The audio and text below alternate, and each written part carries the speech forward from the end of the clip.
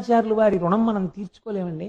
శంకరులు అందుకే అంటారు, మనుష్యత్వం ముముక్షత్వం మహాపురుష సమాశ్రయ.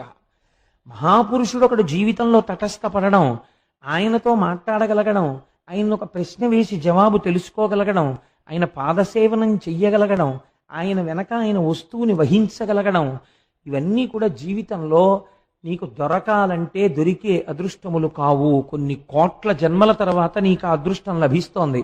కాబట్టి గురువుతోడి సంపర్కము, గురువుతోడి అనుబంధము, గురువుతోడి కలయిక అంత గొప్ప స్థితికి తీసుకెడుతుంది. కాబట్టి ఇప్పుడు వింధ్యుడికి అహంకారం ఉండొచ్చు, కానీ ఎవరితో మాట్లాడుతున్నాడు? నారదుడితో మాట్లాడుతున్నాడు. ఆ నారదుడిని చూసి ఒక మాట అన్నాడు. ఎవరితో చెప్తున్నాడు ఈ మాట? బాగా జ్ఞాపకం పెట్టుకోండి, ఇది మనకి జీవితాన్ని నేర్పుతుంది. అందుకే గురువు దగ్గరికి వెళ్ళినప్పుడు తాను మాట్లాడకూడదు. మీరు దీపాన్ని వెలిగించేటప్పుడు ఏం చేస్తారు? ఒక్కసారి అగ్గిపుల్ల గీసి ఒత్తి దగ్గర చూపిస్తారు. ఆ దీపం మీ పూజ అయిపోయేంత వరకు ప్రకాశిస్తుంది. ఒకసారి వెలిగించిన తరువాత మీరు దానికి నమస్కారం చేసేసి పసుపు కుంకం వేసుకుని, ఈ దీపము పరంజ్యోతి, ఇది ఈశ్వరుడు అని, నతత్ర సూర్యో భాతి నచంద్రతారకం నేమా విద్యుతో భాతి కుతోయమగ్ని అంటూ పూజ చేస్తారు. ఇంకా మళ్ళీ మళ్ళీ దీపాన్ని కదుపుతూ ఉంటారా పూజలో? కదపరిహ.